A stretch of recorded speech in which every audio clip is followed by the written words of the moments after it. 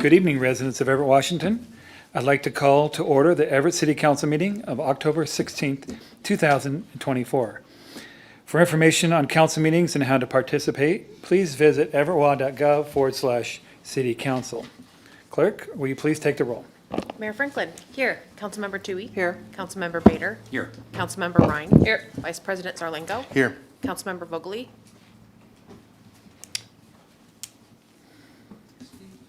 Excused. Councilmember Fosse. Here. President Schwab. Here. At this time, I'd like to ask Councilmember Ryan to lead the Pledge of Allegiance. Yes, please stand if you're able. I pledge allegiance to the flag of the United States of America and to the republic for which it stands, one nation, under God, indivisible, with liberty and justice for all. Thank you. At this time, I'd like to ask Councilmember Fosse to read the land acknowledgement. Thank you. The City Council wishes to acknowledge the original inhabitants of this place, the Stahopes people and their successors, the Tulalip tribes. Since time immemorial, they have hunted, fished, gathered on, and taken care of these lands and waters. We respect their sovereignty, their right to self-determination, and honor their sacred spiritual connection with the land and water. We will strive to be honest about our past mistakes and bring about a future that includes their people, stories, and voices to form a more just and equitable society.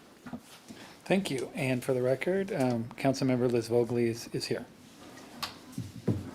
Okay, before you, do I hear a motion to approve the minutes for October 9th, 2024? Councilmember Ryan moves approval of the minutes of October 9th, 2024. Second, Councilmember Bader. Okay, a motion and second has been made. Clerk, please take the roll. Councilmember Toohey. Yes. Councilmember Bader. Yes. Councilmember Ryan. Yes. Vice President Zarlingo. Yes. Councilmember Vogely. Yes. Councilmember Fosse. Yes. President Schwab. Yes. Well, good evening, Aaron. Good evening, President Schwab and council and community. I'm, of course, delivering my budget address tonight, so I'll have lengthy comments this evening.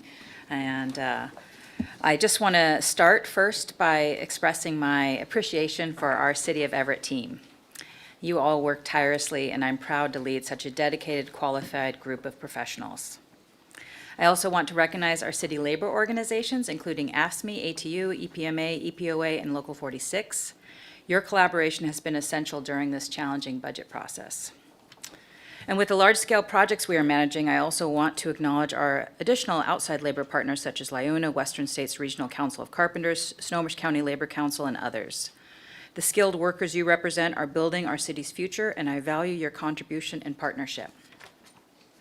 Throughout my career, I've had the privilege of serving in various leadership roles, from being the executive of a large nonprofit to sitting on national boards to serving alongside of many of you on Everett City Council and now representing Everett as mayor for the past 7 years.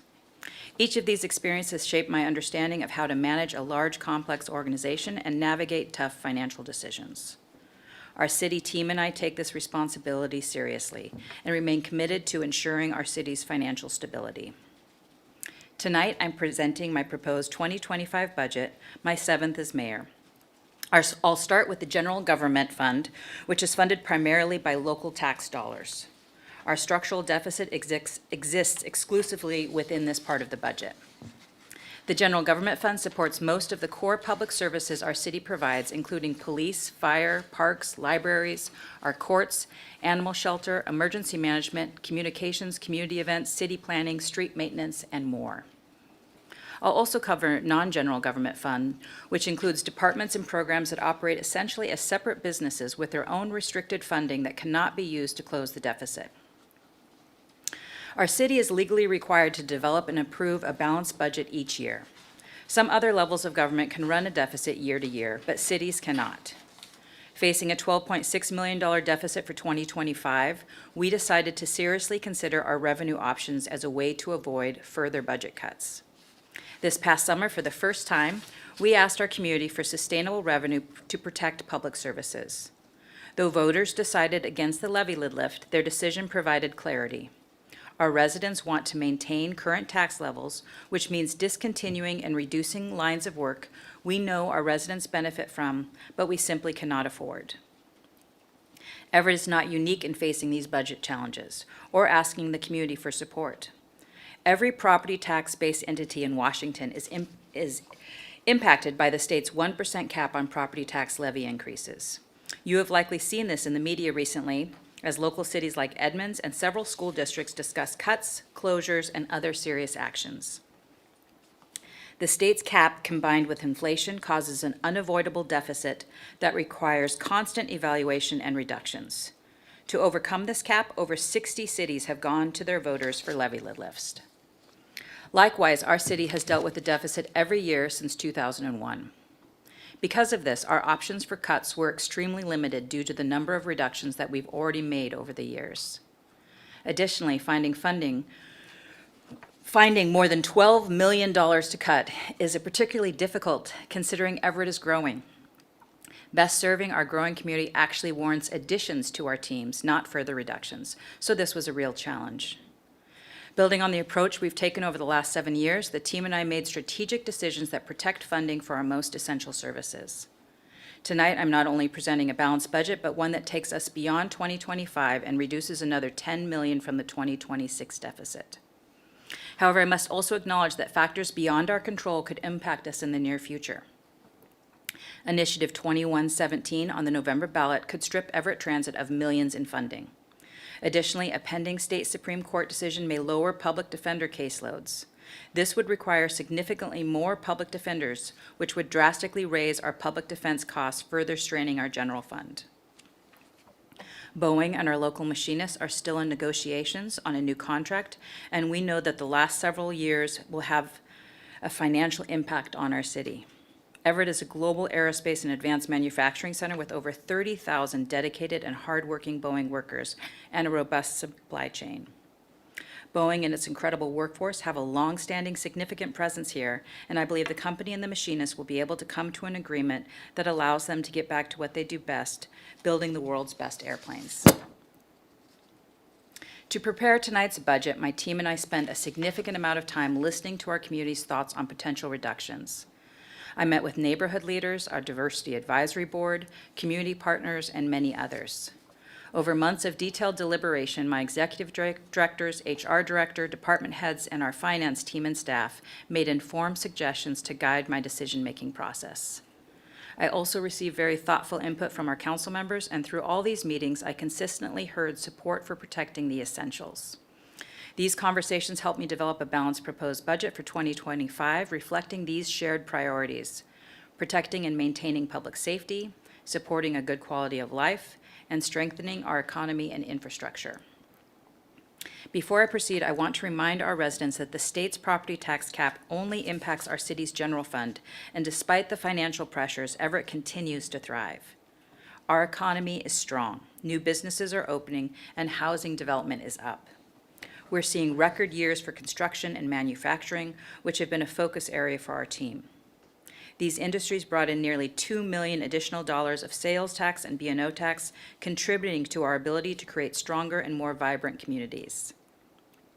We're also seeing strong revenues for our enterprise funds, which are not part of our general fund. This ensures self-sustaining departments like golf, transit, and utilities can make the necessary investments in their facilities and equipment without support from our general fund tax dollars, which are of course limited by the state's 1% cap. For the 2025 budget, I identified opportunities for strategic changes to how we do business and serve our community, with an emphasis on maintaining core services. To address the city's deficit long-term, staffing reductions were essential. We've done this in the most thoughtful, strategic way possible, focusing on key departments using a combination of voluntary separations, layoffs, furloughs, elimination of certain vacant positions, and transfers. In total, 55 general fund positions will be impacted in conjunction with the operational changes included in this budget. This includes the elimination of 31 positions, 16 represented by AFSCME, 4 by other labor groups, and 11 appointed positions. We're also making partial reductions to 24 additional appointed roles, including mandatory furloughs within my executive team. Internal operations, including HR and external-facing teams like communications, will also see staffing reductions. These departments were already operating under tight constraints, and 2025 will be even more challenging. Our residents will sadly feel the impact of these staff reductions across many city services. However, the reductions proposed carefully balance our desire to maintain quality of life and the necessity of preserving our most critical services. I will go over some highlights. One of the most significant expenses is public safety, accounting for over half the general government budget. The importance of public safety was strongly reinforced in our community throughout our budget outreach process, and my proposed budget reflects this commitment. Every day, our first responders show up for us when we need them most, whether it's a car accident, a medical emergency, or something much worse. While administrative cuts in these departments will be felt, our emergency response capacity will be preserved. Thanks to grants and other non-general fund dollars, we've continued to invest in and expand public safety, including the Everett Police Department's new flock safety system and EMS's opioid withdrawal medication pilot program. As you may recall, we recently activated our first automated traffic safety cameras, and we've already seen a positive impact. These cameras encourage better driving behavior, which will make our streets safer. It's important to note that the small amount of revenue generated from citations is restricted and can only go towards program expenses, including municipal court-related costs and traffic safety investments. Another component of public safety is our community development team, which manages alternative response, including our social worker program. These services are crucial and impact the safety of our entire community, even if someone isn't directly receiving help. The fact is, our region is in the middle of a drug, mental health, and homelessness crisis. The related challenges are especially visible here in Everett as the county seat and the location of the jail, emergency room, and the majority of county services. To address these challenges, we focused on providing support to those who are struggling, balancing the need for compassion with accountability while also mitigating impacts to the community. For 2025, nearly 75% of the community development team's work will be delivered using grants or other outside sources. This grant-funded investment helps decrease the impact on the rest of our public safety system, lessening the burden on our first responders and saving taxpayer money. Another important component of our public safety system is the truly essential work done by our hardworking judges, municipal court staff, and prosecutors. They've faced growing workloads, especially with more felony charges being pushed down to local government due to inadequate resources and capacity at the county level. These charges come to our local courts to prosecute as gross misdemeanors. This is only one of the many unfunded mandates that impact our city budget. Unfunded mandates are unfortunately becoming more common, whether it's higher levels of government pushing work down to municipalities or new state laws that are passed that include requirements we must comply with, but without financial support for us, cities must find a way to continue to do the work. My proposed budget ensures we can continue to invest in and support this crucial work, even as we face increases in costs that are outside of our control, such as jail fees. Daily jail costs continue to rise as the care needs for inmates grow. Because of this, we've seen our jail budget significantly increase. I remain committed to ensuring adequate funding for our local justice system because of how crucial this work is, from holding those who commit crimes accountable to supporting rehabilitation and, most importantly, protecting victims of crime. This all factors into how safe our residents, workforce, and visitors feel here. Beyond safety, our residents look to us to support their quality of life. In our recent budget survey, we asked the public what city services and amenities they use most frequently, and our parks, recreation, and trails were mentioned most. Ensuring these public spaces remain available and accessible is important to our community, so we've made their care and maintenance our priority and are avoiding major cuts to protect this important work. Everett has 45 park properties, nearly 1,000 acres, and many miles of trails and walkways to maintain, and our team does an exceptional job with the limited resources we have. Preserving this requires other reductions, though, including the elimination of the ranger program. Sadly, this is a program we love, but as we've seen most of our surrounding jurisdictions do, they've discontinued park rangers to address their own budget constraints. This budget supports park investments, including replacing the Kiwanis Park Playground and the turf at Cash Park, which will be paid for using designated capital improvement dollars. These funds come to us from real estate excise tax and can only be used for permanent improvements to properties. While these dollars can't pay for staffing, they can help us ensure our park properties and facilities remain safe, quality public spaces for our community to enjoy. Our Everett Public Libraries are also an important part of our community.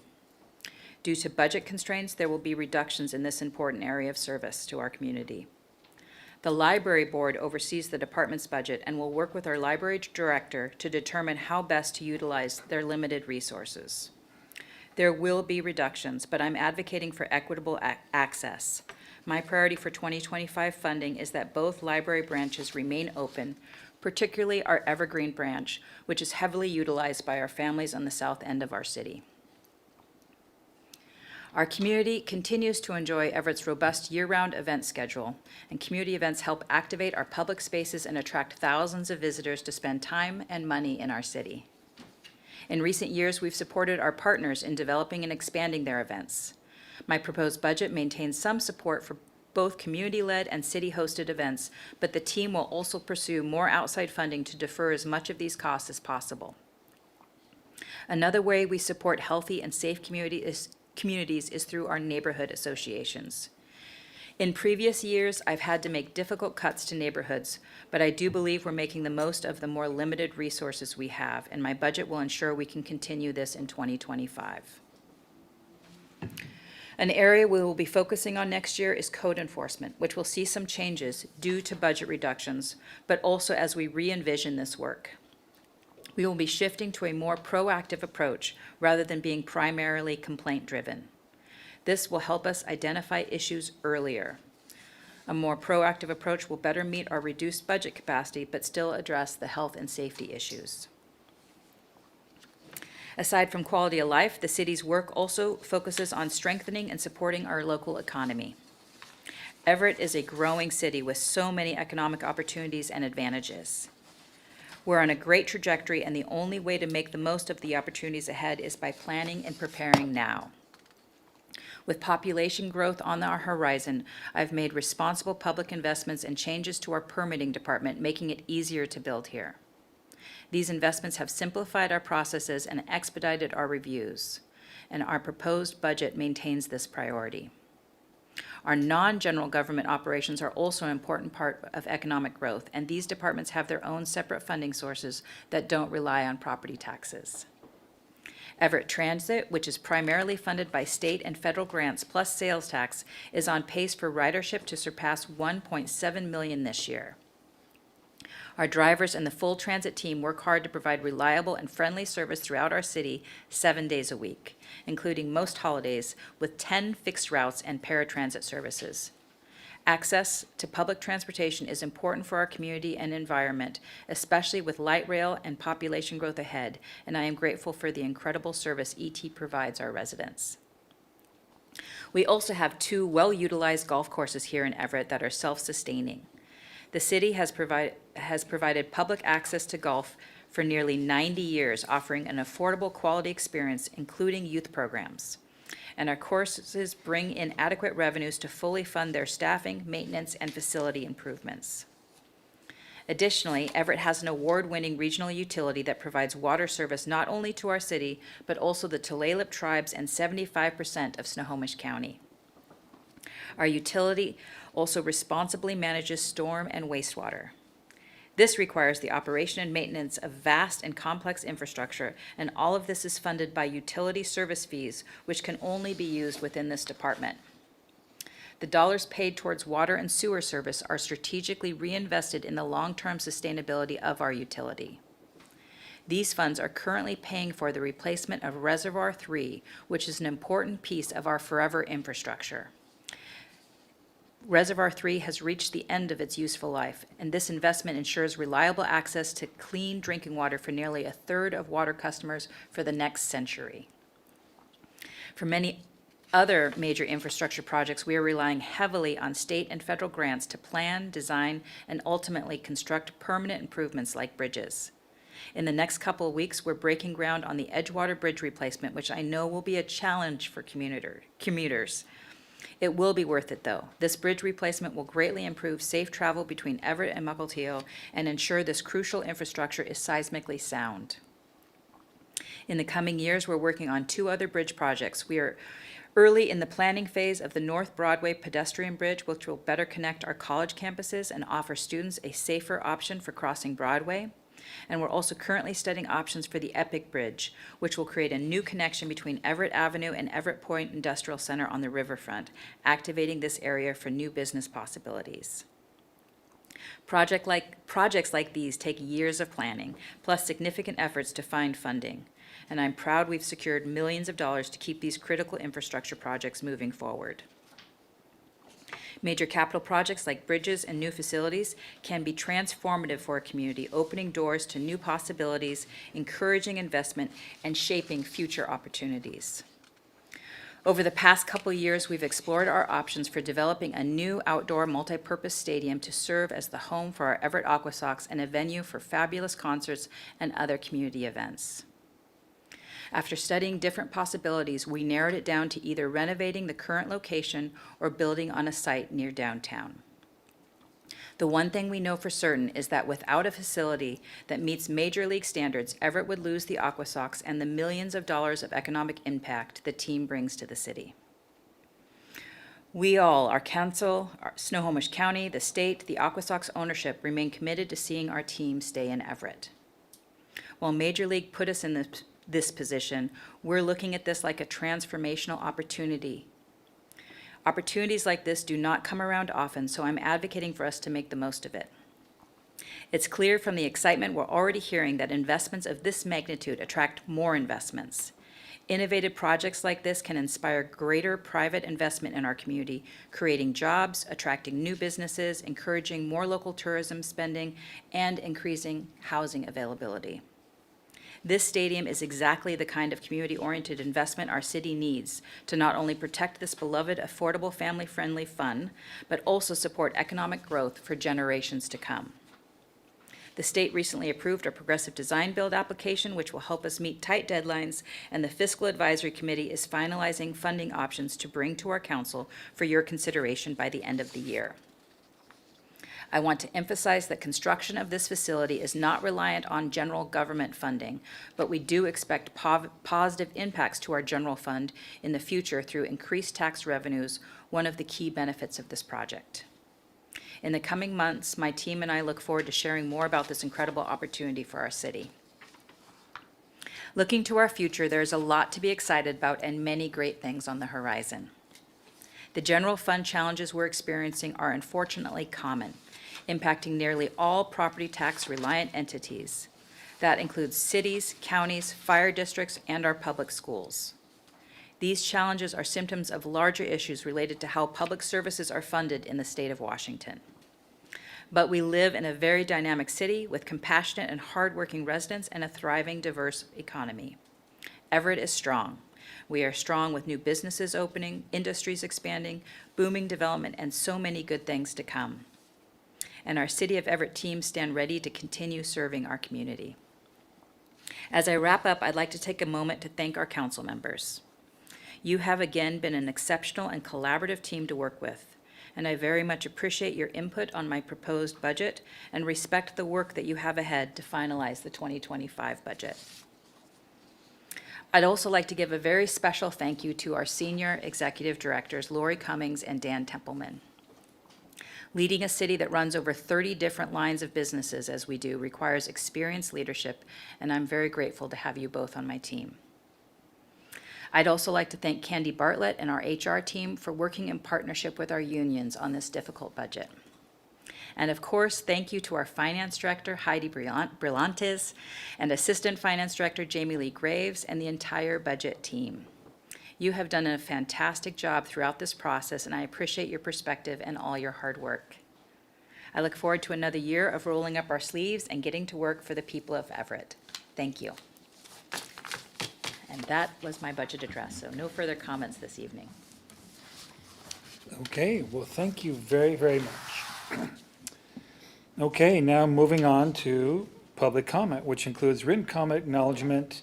Under our rules, written comments shall be considered in the same manner as oral comments submitted. Persons submitting comments must provide their name and city of residence. These comments require this to be made part of the official record. Good evening, Angie. Do we have any written comments or people here to speak? Evening, President Schwab. We have both. For written comment, Mark Peterson wrote in about the stadium, Andrea Tucker wrote in about the Lombard property, and Tyler Johnson wrote in about the 2025 budget. And we have one person on Zoom, so we'll start with Emily. And if you could unmute, and once you see the timer on the screen, state your full name and city of residence, and you have 3 minutes to speak. Just one moment. Okay, go ahead. Simpson. All right, still Everett. I'm here to address how Mayor Cassie Franklin's admin handled the acquisition of the weights. The city really should not be proud of what unfolded. First of all, the RCW the city used to justify our relocation was not only misleading, but completely inapplicable. You relied on this false legal foundation, and as a result, the relocation process failed many of us. So one person died on property after the city acquired the property, and it was preventable death. Another lost their life because housing could not be secured in time. And some of us did not receive the same or better living conditions as you kept promising. What did the city do after taking control of actually acquiring it? You removed all of the security cameras. So anyone with a security background, myself included, knows that surveillance is the #1 deterrent to crime. So by taking them down, you put everyone's safety at risk. You made it clear that our lives were not the priority. Then you treated us like we were nothing. You cut down all the privacy trees while we were still living there with no warning. Would have just taken a phone call. What was that to prove, or was it just bullying? I mean, what was the point? You stripped away the dignity we had left, making us feel less than human in the process. And I'm just being real with you, Cassie Franklin. This really wasn't about protecting anyone or preventing crime. This was about your image. You moved quickly, but not efficiently or ethically. You allowed dehumanization. You misled about the law, and you hired a company that kept us in the dark. So moving fast wasn't a compliment. Moving fast was in the sense of cutting corners and being shady. So it's obvious that this wasn't for our benefit. It was someone else's. So Mayor Franklin, it's one thing to think that what you're doing is for the greater good, but it's how you've done it that's the real problem. You've allowed dehumanization of residents, you misled about the law, and you removed safety measures, putting lives at risk. You've cut corners and moved quickly, so it's just clear that this was never about the people. It was about personal gain. Your admin's actions cost lives and dignity, and that's not leadership, that is negligence. So thank you. That's all. Thank you, Emily. Next, we have Jose in Chambers. If you could please come to the podium. And please press the button on the right side of the mic base and state your full name, city of residence, and you have 5 minutes to speak. Yes, good evening, City of Everett residents, Everett, Washington. I'm here to give an update to the mayor, the city council, the city officials regarding the buffer zone at Lombard Avenue, which is Andy's place, 3310 Lombard Avenue. It's been 6 months. And what I can tell you is we are very thankful that this area was made into a buffer zone. However, our concern continues to be now an enforcement or a lack of enforcement. We've asked to see if how many people have been cited or whether there have been made some arrests, and we're kind of disappointed that the numbers aren't higher. Again, this issue goes back and forth between the residents, the city, and Compass Health. Compass Health is not self-sustaining with what they have. They have a security system. They have compassionate employees that do care about the visitors and the people that live there, and also the patients that come and get care. Now, as many of you are aware, the Broadway campus is currently under construction, and it's slated to open next year or in 2026. So our concern continues to be if Compass Health cannot police or secure their building now, while they're not at full capacity, they're just operating under, inside Andy's place. How is this going to look when they open fully the Broadway campus? Again, a lot of what happens is issues get thrown out on the street for us residents to deal with. We continue to have overdoses outside in the alleys. Just this week, as many times that I do, I go outside, I pick up the trash. Again, if it's not because of the residents picking up the trash, the drug paraphernalia, reporting issues via the app, that neighborhood will look really bad.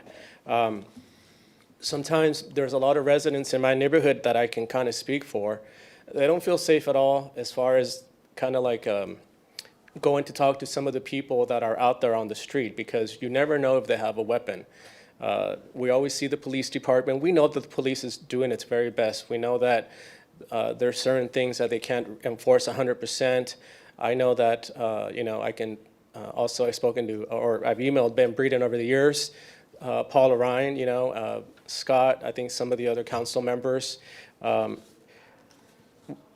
One of the things, an idea that I would like to have is, because this facility is not just for the city residents going forward, but it really affects the city because it's in the city and it's in a residential, mixed urban part of the city core, is we need to be able to talk to the county, the state level, which I've reached out because I know some of the council members here work for other parts of government.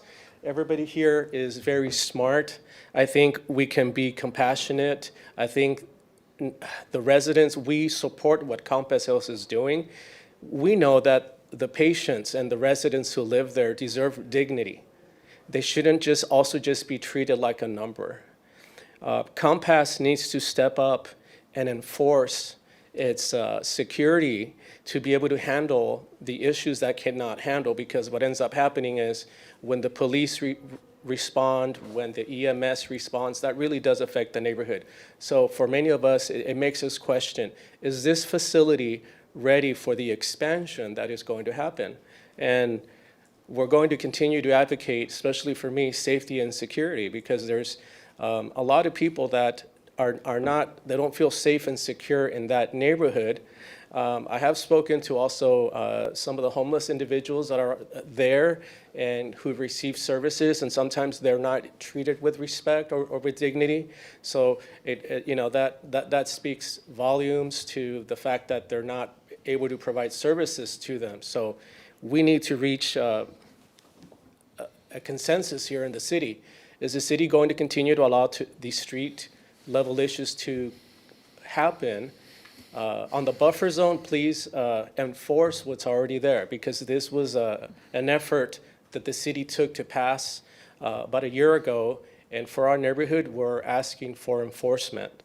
And also for those residents who don't feel safe and secure there, we need the city to work together with the residents also. Thank you.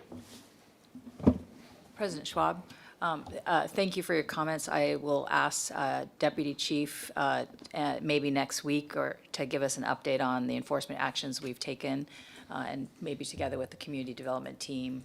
Julie Willie, I see you're here. Perhaps we can just give an update to help council understand the work that we're doing, and I really appreciate the challenges that you are continuing to deal with, and look forward to that update. Thanks. Okay, thank you. And that Any more? concludes our public comment. No more speakers. Okay, thank you very much. All right, so moving on to council comments. Councilmember Tui.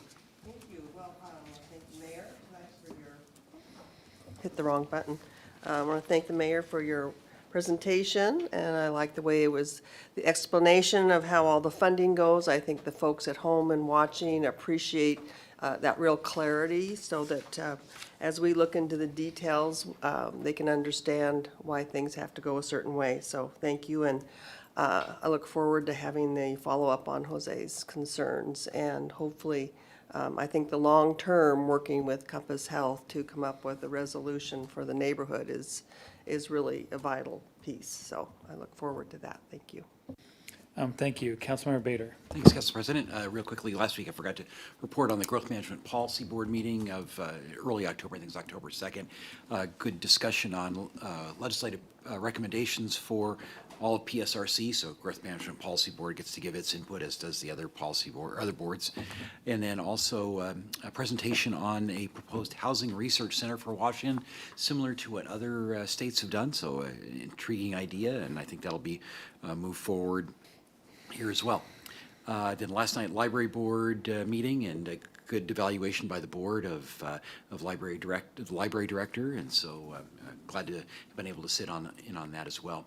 And also, again, appreciate Jose being here also, but I wonder if we might also ask if the leadership of Compass Health might come to either a committee meeting or a council meeting, so that we might hear more from them about efforts they're making and to deal with these problems there around Andy's place. So would request considering that as well. Thanks. Absolutely. Thank you. Good idea. Councilmember Ryan. Great. Good evening, everybody. Thank you, Jose, for coming and being an amazing voice for your community. I would also request for the update for next week about some of the SEPTED improvements that have been made in the area. I know there's been repeated requests about increases in lighting and street lighting, trimming of trees, and help with just general cleanup of the neighborhood. So in addition to the enforcement portion of the conversation, I'd love to hear some of the more environmental approaches to deterring crime. Thank you, Mayor, for your comments this evening. I know, and thank you to staff too for all their hard work for us to get to this point. I know the decisions this round have been absolutely excruciating. I feel it too, and I know that looking through the budget binder is going to be a pretty grim experience, but I'd also appreciate your comments, Ben, the reminder about how the city's not alone in this trial that we're facing, that there's been 60 cities before us that have asked voters for a levy lid lift increase, which goes to me to show just how long we have waited to ask for voters to throw us a lifeline, and that it also shows that we have made as many cuts as we possibly could before asking. So I know this budget process is going to be difficult, but I know we will do it with our due diligence. So thank you. Wanted to share with folks that the Port Gardner Neighborhood Association is shifting their monthly meetings to the third Monday of every month, and they'll be meeting at Petrichor down on Rucker, fabulous facility. So folks can join next Monday. That'd be great. And then also this Friday, there's a new business opening up on Colby called the Ice Cream Bar. It's a family-friendly space that serves soft serve and grown-up drinks as well as non-alcoholic drinks. So it has their ribbon cutting on Friday and all at noon, and all are welcome. And earlier today, I attended the Association of Washington Cities Federal Advocacy Committee meeting to set our federal legislative agenda. So it was a great discussion, some carryover from last year, but also some new things on the issue, on the legislative agenda for this next year that have popped up, and I was sure to include things that'll help support our efforts here in Everett. So thank you. Thank you. Councilmember Zarlingo. Well, I've been traveling the past week, so my update will be short. I'll be viewing the meetings that I missed, the Puget Sound Regional Council's Transportation Policy Board, another board corresponding to Councilmember Bader's, and also the Law and Justice Commission. So I'll maybe have a few words to say on that next week. And other than that, I'll just say echo some of the comments about appreciating the budget presentation, the explanation of the trade-offs and the functions of things. Some of these things I think would seem, the difference between general fund and enterprise funds and those kinds of things may seem a bit obscure, but they do affect how we run the city and how we make choices. So look forward to digging into that and appreciate the clarity on that. That's something I think we all can participate in and help do our outreach to our communities. That's it. Thank you. Thank you. Councilmember Vogely. Thank you and good evening. Thank you to the people who came in to speak and who are online. Saturday, I was able to attend a fundraiser for Recovery Cafe located in Metro Everett. So many people were there to support this necessary service, including the mayor and Councilmember Bader. Then on Monday, I went to an open house for Hope and Wellness, another business in Metro Everett, but one that is currently threatened with closure due to an apparent code violation of being located on the wrong street. Myself and Councilmember Ryan attended. The mayor and select city staff were also invited. David, who's not here and I thought he would be, I want to thank you for your RSVP of inability to attend. As you know, we are in a budget crisis, so I'm asking the public to save the city a little bit of money on a certain public records request. If you called in a complaint against Hope and Wellness and on people or stuff that was on the sidewalk between Pacific and Wall on Rucker anytime in the last 3 years, please email me and let me know who you lodged your complaint with and when that happened. Also, what photographic evidence you submitted, if any. The city is attempting to shut down this extremely valuable resource, one that even the National Suicide Hotline, or 988, utilizes for its clients, and I'd like to know if the shutdown is complaint-based or not. I would ask in one of those monthly meetings with the mayor, except it has been my experience that I get non-answers or untruthful answers, so I don't waste my time with that anymore. According to an email written in response to a person in favor of keeping Hope and Wellness open, it was stated that there and is, I quote, a high saturation of services currently located in Everett, and, quote again, limiting services on the ground floor of our historic downtown supports continued growth and success of our small businesses and overall tourism. But we don't limit services for everyone. We only limit services for those deemed unsightly and those who must travel by foot or wheelchair to maneuver our city. So if you did complain, please let me know as soon as possible, as there is a meeting on the 18th between Hope and Wellness and city staff and a tentative shutdown order for October 21st, which is Monday. Thank you. That is all. Thank you. Councilmember Fossey.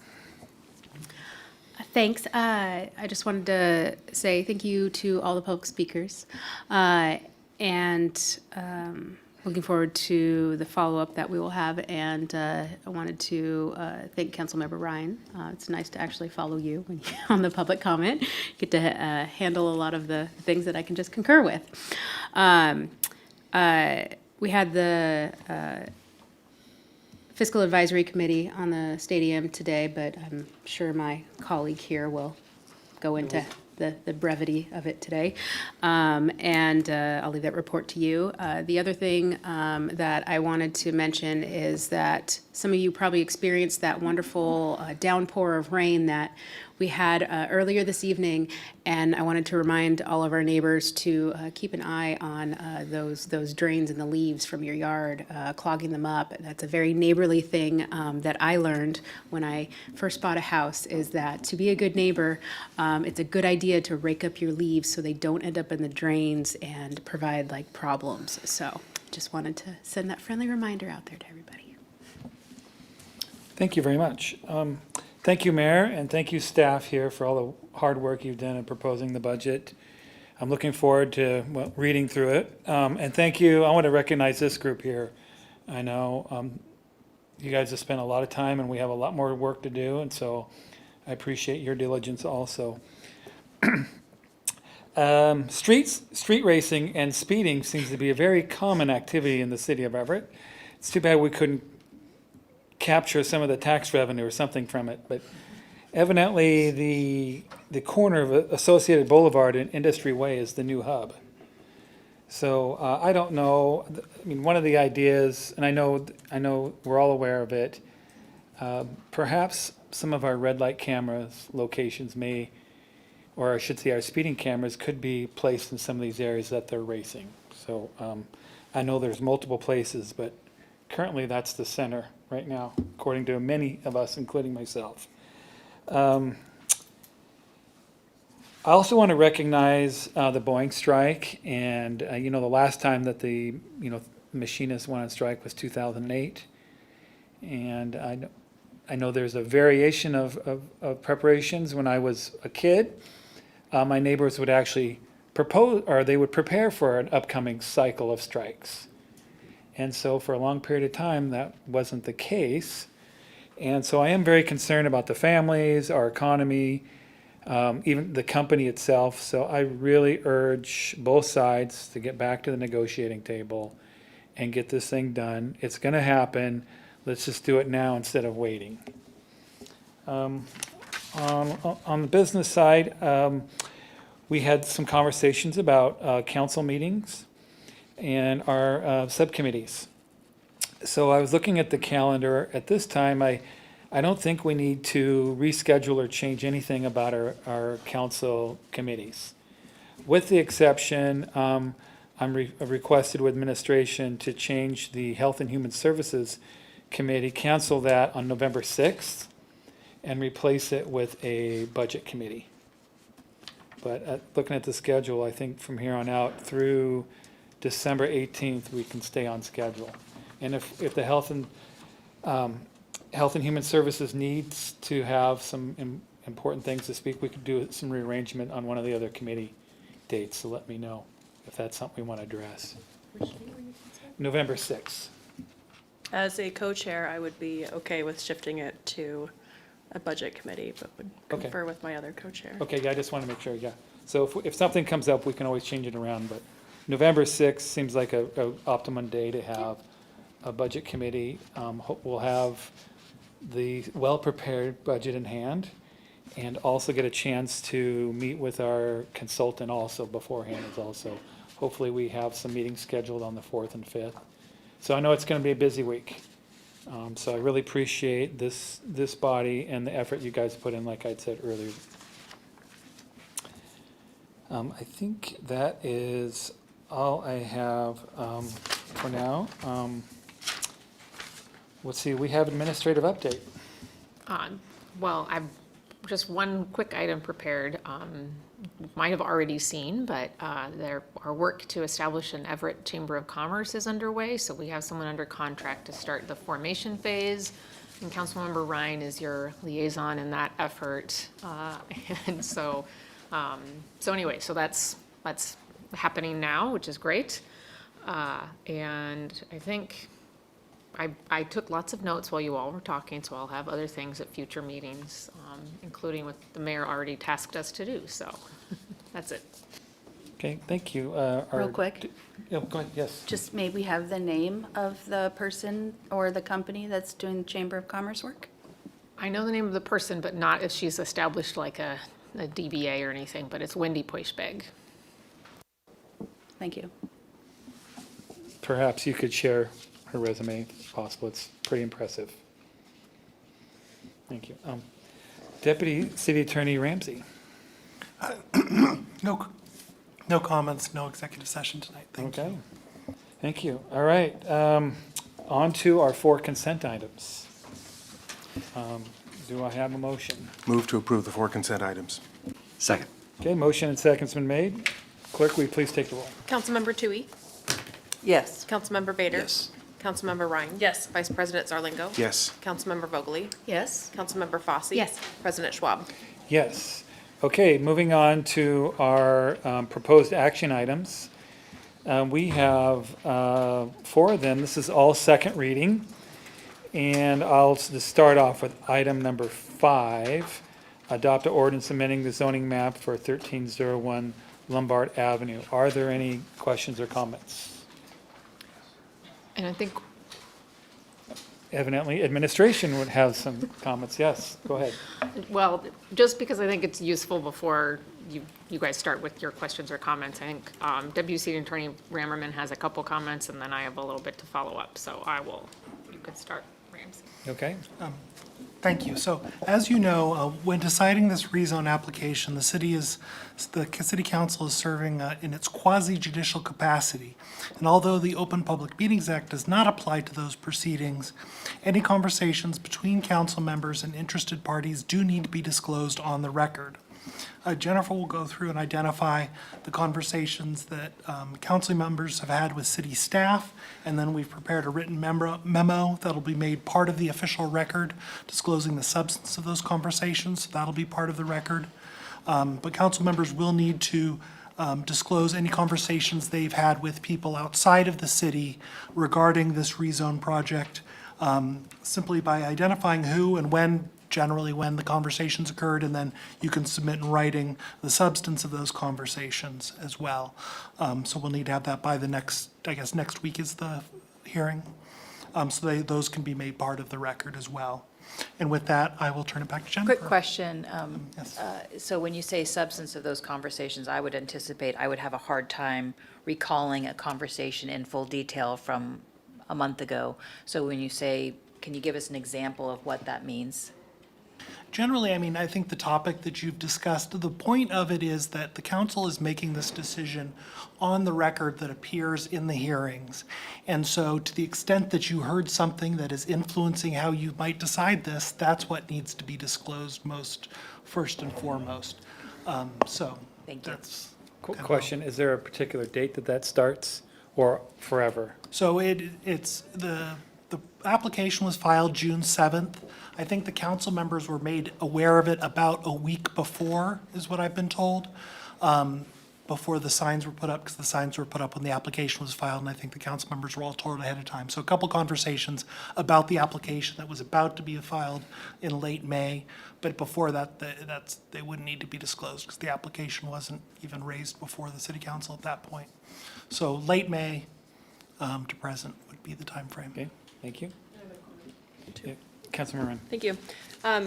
Then would the topic of these conversations need to be specific to the action that's before us today, or is it anything regarding the property? It's things that would influence your decision on the application. So they don't need to be expressly talking about the application, but if they're providing you factual information that is going to influence how you're going to decide the matter, or could, reasonably influence. The doctrine is called the appearance of fairness, so it doesn't actually need to be something that would influence your opinion, but it was what a reasonable observer, if they knew, they think that could have affected your opinion. That's the type of thing that should be disclosed. Thank you. Okay, I have one more question. So information only is not reportable, or is that? I think at least a general summary of the topic of the information, and we don't need every detail, but I think that, it is, if you're being supplied information, that's stuff that could be seen as influencing your decision. But we don't need, at least generally the summary. If there's more questions about it, it can be brought up, but, doesn't need to be super detailed, but. Councilmember Ryan. Thank you. And then for email conversations, is it something similar to public records requests where somebody's searching our email anyways, and so we don't need to do it ourselves and submit those? I'm not aware, I don't think we had planned on doing that, but we certainly can take a note here and look into try doing that as well. And as far as email, if it is all in email, then we just need to make the emails part of the record. You don't need to do the oral disclosure of the emails, because the emails themselves will be made part of the record. But I will talk with Jennifer, and we'll see about a plan as far as that. If they're on the city system, if you receive something on other emails, we obviously wouldn't have those as well. And if you are aware of, you think you've gotten emails, it would at the very least be helpful to, let us know so we look hard enough. Because depending on, the search terms may, or, so we can come up with the right search terms and know where to look, so. Okay. And then could folks let us know if we need to provide those or if they will be Yeah, we'll get back to you on searched? that. I just hadn't considered it yet, but I'm sure we can do some email searching in your accounts, especially if we can get a little direction of telling us you think there might be something there to look for, so. Thanks. I'm going to ask one more question. Telling a council member that's going to be on the agenda, is that reportable? No, that's not a Okay. substantive conversation. Because I called everyone here and told them it was coming. We discussed the agenda items, that it's coming. Okay, Yeah, that's not right. substantive. Yeah. all right. All right. Just want to make sure. Thank you. Okay, now Jennifer, you can have. All right, you're up. Well, so following Ramsey's explanation of the need to talk about opportunities and interactions and communications that council had, already cited that in late May, City Special Projects Manager Scott Pattison spoke with almost all of the council members, perhaps all, to notify you of the rezone application that was set to be filed on June 7th, and to describe the proposal for the proposed eventual use of the site, owner-occupied missing middle townhome-style housing. In the mayor's August council digest of monthly email, so we'll capture that one, that's sent to council. She included a summary of the proposal with the timing for the hearing examiner, hearings and process, a description of the vision for these owner-occupied units. And then on August 14th, Councilmember Bogley led a discussion at the Built Environment Committee about the process the city generally uses for sale and disposition of property, as well as the rezone process. It's about a 30-minute discussion, and you can find it on YouTube. In late September and early October at the monthly one-on-one meetings that the mayor holds with council members, most council members. She spoke to nearly all of them about the Waits rezone proposal, the vision for that eventual use of the site, and in around the same time frame. Scott Pattison spoke again with council members to explain the results of the hearing examiner decision, the timing for the full council review, and the proposed approval of both the rezone and a future resolution for the sale and disposition of the property. So an example of like the brief disclosure with the substance that has to be part of the record as well. But yeah, that's the only kind of prepared briefing that we had was that piece of this process. And then, yeah. Any other questions or comments? Councilmember Vogely. Thank you. I sent a list of questions to Jennifer and the clerk. Thank you. I sent a list of questions to Jennifer and the clerk, and some of them were actually already answered. Thank you, Jennifer, but I'm still going to say them out loud. But before I read my questions, you had mentioned that specific council members had had discussions about the rezone in their one-on-ones, and can you relate which council members those were? No. That got the information? I can look back at the calendar who had meetings at that time. I know they were in the notes for all of the meetings in that time frame. And so for those that take advantage of that very valuable opportunity, they would have heard that, but yeah, I'll find out because I think we have to find out anyway, so yeah. Fantastic, thank you. At what point in time did the mayor direct staff to share publicly that the intentions were to acquire 1301 Lombard, AKA the Waits Motel, demolish the structures, and work with a developer to redevelop it with residential housing?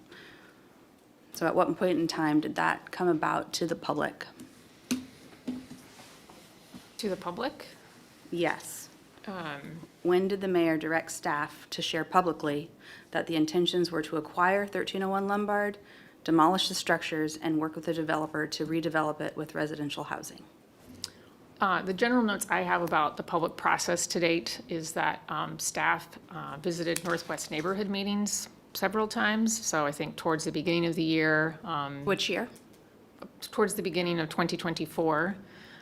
And in June-ish, so probably in line with when the rezone was filed. The hearing examiner held a public hearing in early September, I think like September 5th, something like that. There was land use noticing on the site. There was postcard mailing in accordance with the code to vicinity property owners. And that all happened sort of in late July in that required timeframe for Of 2024? legal noticing. Yes, of 2024. I'll just add that when we discussed 1301 Lombard acquisition, we talked about the acquisition of that property. We did not talk about the future use, although I'd have to look back at any council meetings and rewatch them, but I believe we discussed, or at least I mentioned publicly in council meetings, that although we don't know what the future use will be, that housing is certainly an option that we would want to explore. Okay, let the record show that the press release put forth by the City of Everett on July 10th, 2023, the last sentence of the first paragraph states, "The City of Everett intends to acquire the property, demolish the structures, and work with a developer to redevelop it with residential housing." So there's that. Question number 2, at what point in time did the mayor solicit ideas from or direct staff to solicit ideas from council members regarding the future of the Waits Motel? That's when were we solicited for our opinions and ideas about what to do in the future? Because I received your email at 4:11 p.m., I haven't drafted answers to all of your questions. I'm going to answer it to my best ability. That'd be great. Ideas were not solicited from council. The city attorney, David Hall, stated at the August 30th, 2023 Everett City Council meeting, you've also had some questions about the ultimate use of the property. That's not really before us right now. The stage we're at right now is acquiring the property to get rid of the blight. The ultimate use will be something you decide as a matter of policy. Administration may have some suggestions. We're not negotiating with any developer at the moment, and that will be the next stage when you all will decide, with, I'm sure, some input from administration. On what the ultimate use of the property will be, we are not there yet. Then on January 10th, 2024, at a city council meeting, Councilmember Ryan asked, what was next with the property, and in response was not a solicitation of ideas, but a confirmation that what happens to the property will be up to council, that the goal will be to stay in very close contact with the neighborhoods, council, and community as a whole.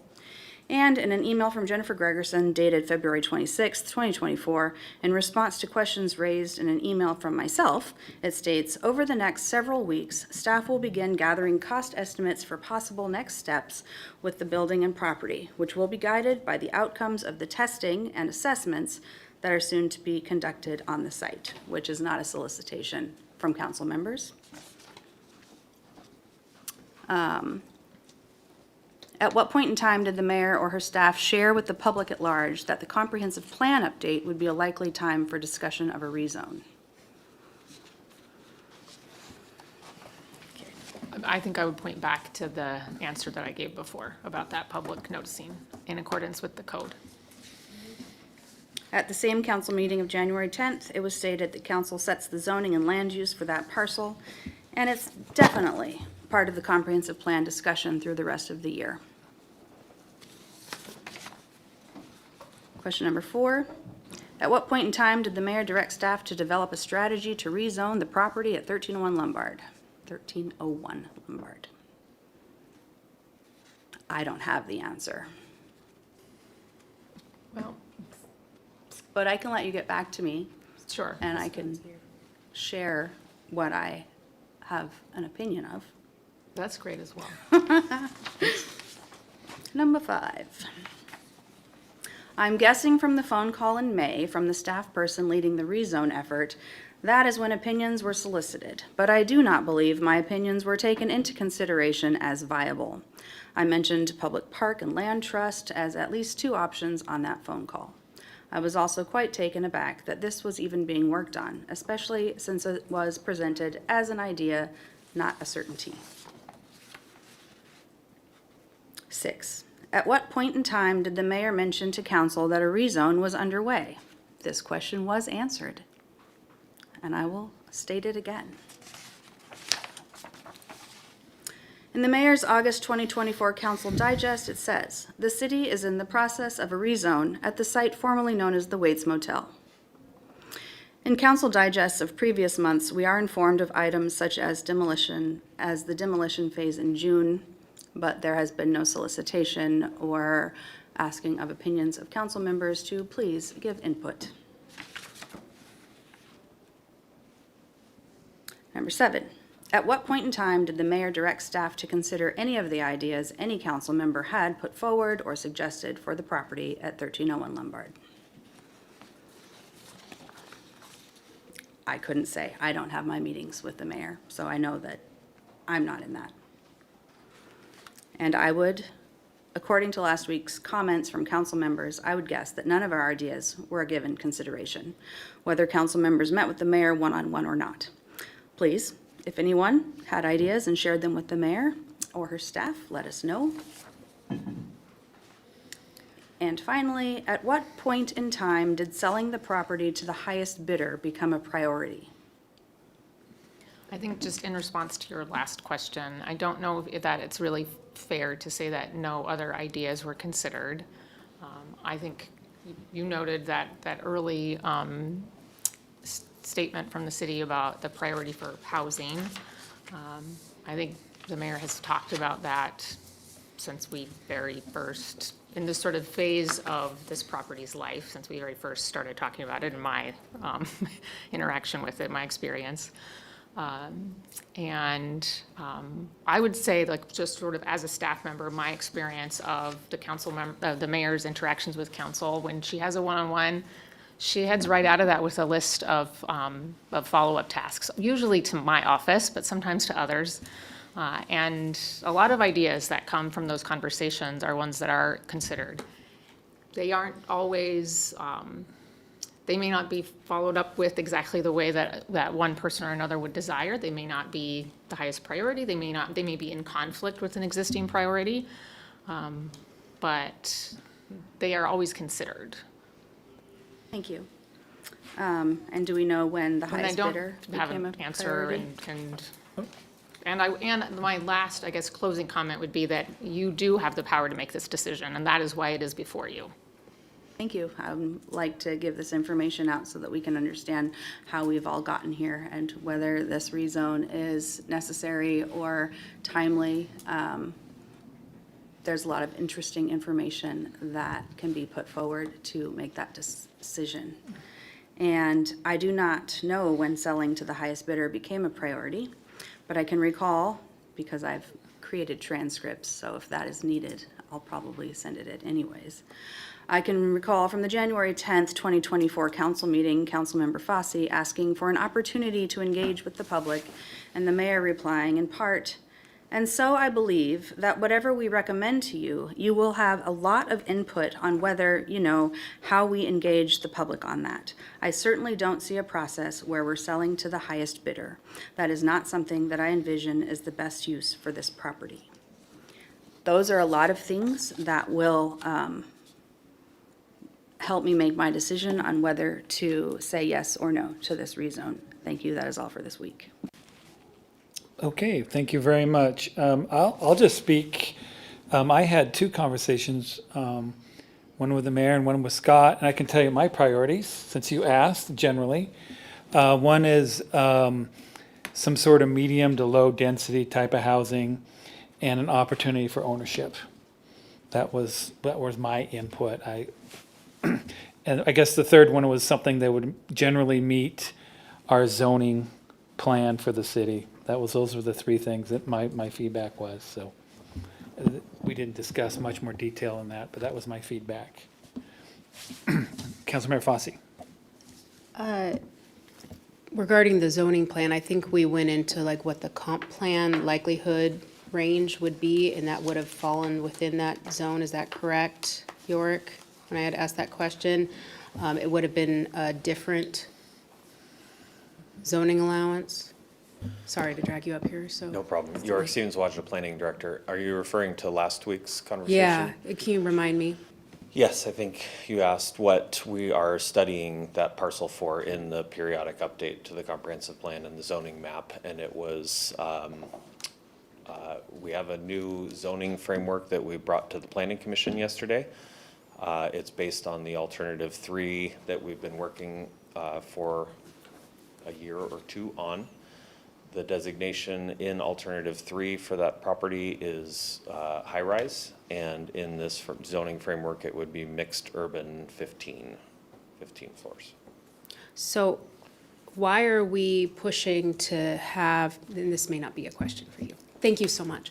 Why are we pushing to have a rezoning of it to something of lower height and density if we were already planning on having a different density and zoning with the comp plan?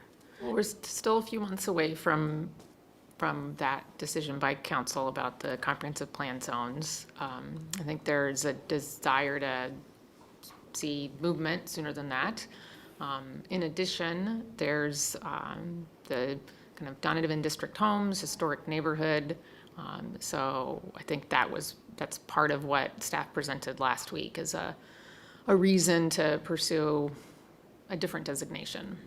Different than the current single-family zoning to allow for missing middle townhome style homes, and then also different from sort of creating a transition zone to what will likely be the future of what gets developed along Broadway. Okay. This is my district.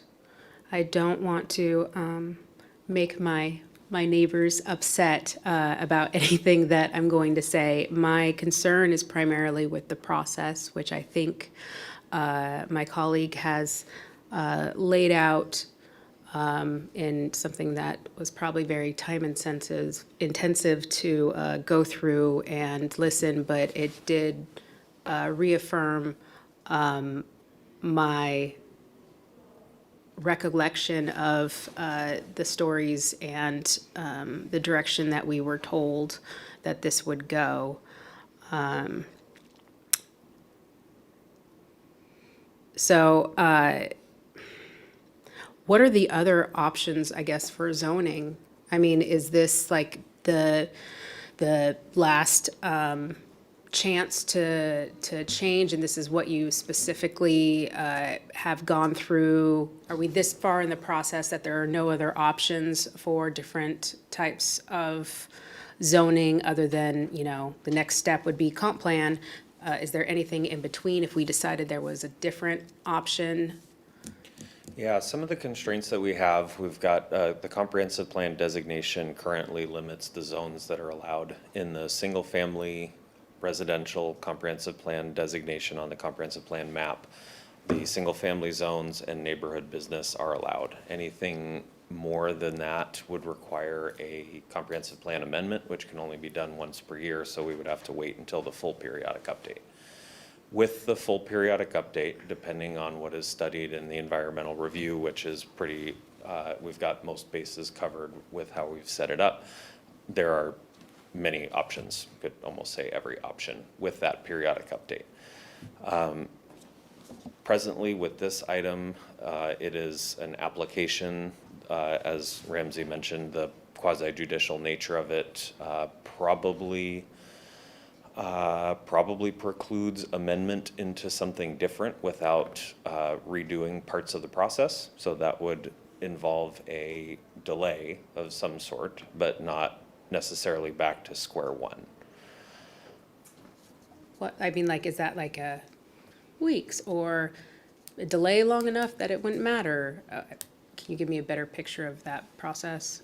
Yeah, I think if the, we would need to redo noticing, environmental review, and a couple other steps that would probably be months.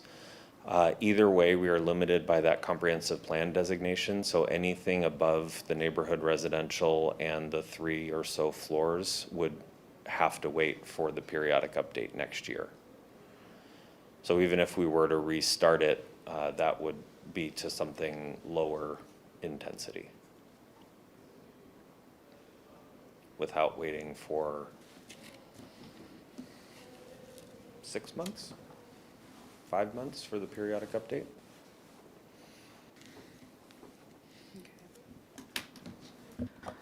I'm gonna digest that. When you do supply the answers to Councilmember Vogel's multitude of questions, may I receive them as well? I think it'll have to be on the record, so yes. Okay. An email is not on the record, it has to be at the dais? The written email will have to be made part of the record. It is by email. So everybody will get it. Okay, It'll be DL'd. okay, thank you. Councilmember Bader. Thanks, Council President. I just wanted to chime in, like you, Council President, I think my recollection of my conversations with the mayor were not exactly the same phrasing you used, but I think I was chiming in, hoping that it would end up something compatible with the rest of the neighborhood, or similar, I think, to the rest of the neighborhood in that area. So anyhow, disclosing that info is, I guess, what I recall my conversations were, and I don't recall exactly the time frame when that was, but just adding that. Any other questions? Councilmember Zarlingo.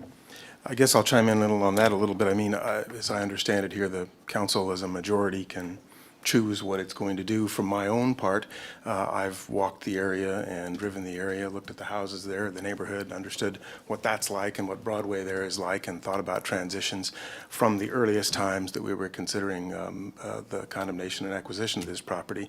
And so I was paying attention to what trajectory we were on as I incrementally heard about things and what possibilities there, what was practical, what would be reasonable for that neighborhood, would be compatible with our plans. And so I was trying to be alert to what I thought would be inconsistent with that, and I didn't find that. I mean, from my standpoint, I have not had recent conversations, but the conversations and assumptions from way back were something like this, something that is a step up from the current single-family density there, but a transition from there to the higher densities of Broadway. And we have a lot of properties around the city that are not developed to their highest levels. I think it may be some time before we see 15 stories, and it's going to be a while before we even see 12 in one spot.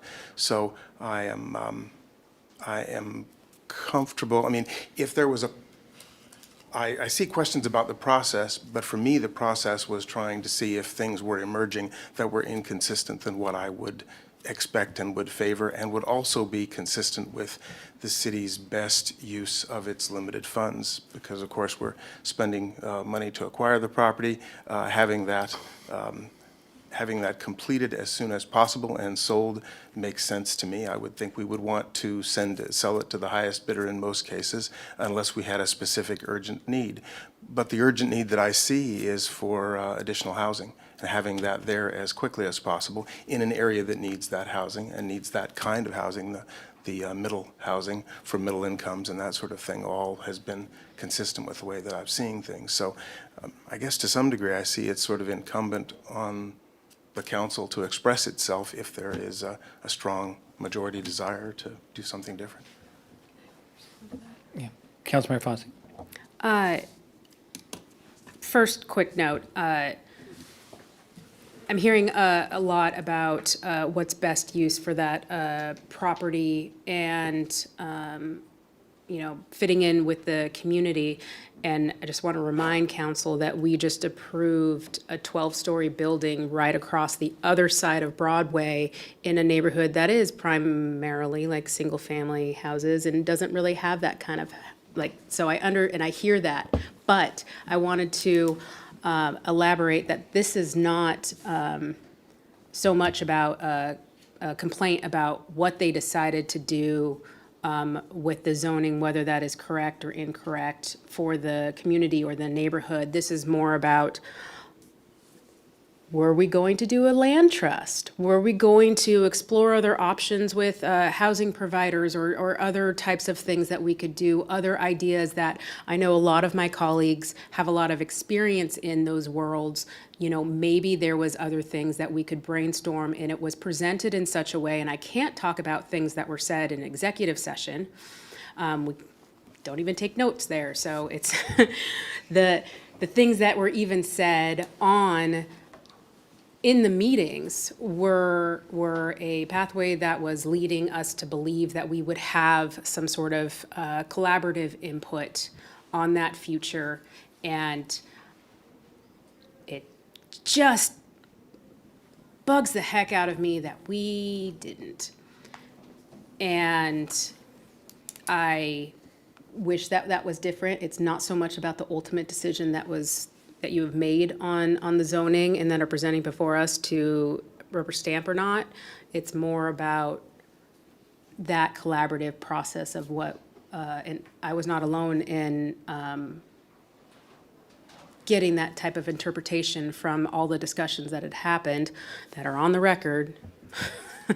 But that is more of what it's about, not so much was this zoning in line with the community and the neighborhood and things like that.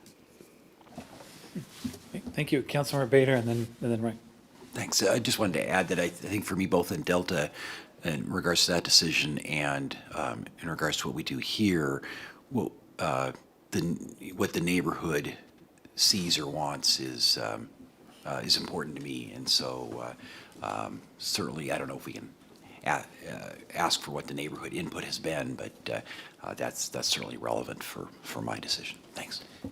Councilmember Ryan. Thanks. I'm hearing familiar frustrations about being left out of the process. So I'd give a reminder about the establishment of committees and how the request was to utilize our committees to make the sausage and to have ideas come and work on things together before it gets to a point where it feels like a point of no return. So I just wanted to put that out there again, that the committees are there for a purpose. They can be better utilized. I think that they can fulfill this need that we're hearing tonight from colleagues to have better input earlier in the process so that when there is the promise of being part of the decision-making process, that is a place and a vessel where it can be fulfilled. Thanks. Thank you. Well said. Councilmember Zarlingo. Well, I guess taking those things into account, I appreciate the feedback, and I guess from my standpoint, I try not to forget that we're in a strong mayor system, and it's a big city with a million responsibilities, and so when I have things that concern me or where I think something is a priority for me, I do needle the mayor and work with Ms. Gregerson to get those priorities heard and agitated for from the earliest times. So I guess there are various ways we can do that. I mean, the balance of those two things is something I guess we can all do better. But from my standpoint, it reinforces the need to be assertive ourselves, especially where there is or can be a majority opinion. Because that's the way in a strong mayor system the council operates. That's how it serves its function and fulfills its duties.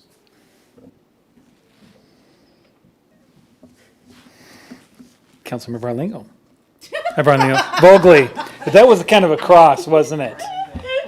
You guys are wearing me out. I will probably regret not having anything written down right now. But wait a minute. I created a new word for the record. Yeah. Zarlingo. Okay. Councilmember Vogely, you have the floor. Thank you. I am very aware of the strong mayor that we have in our city, and not just the person, but the way of government. And I've been here for not as long as some, but still, I've had a good many years of experience with this particular strong mayor. And there are reasons that we don't have a monthly meeting together anymore. And it has not been happening for quite some time. Because unless I agree, I am banished. And so it's interesting hearing that a lot of the council members that have had particular conversations about this particular scenario and what we're attempting to move forward or not, I find it possibly might be quite easy to, I don't know, count votes, even though there's no voting involved by the mayor. It's still a really good way to get information about how she can get her ideas moved forward, and if they're going to work or not, and if they're going to be veto-proof. And so maybe I'll write something for next week that is less demeaning, but no hope there. Okay, well, thank you very much for your comments. My perspective, I'd like to look back at the zoning, whether in the density and the type of zoning. I think overall that's our governing body's decision.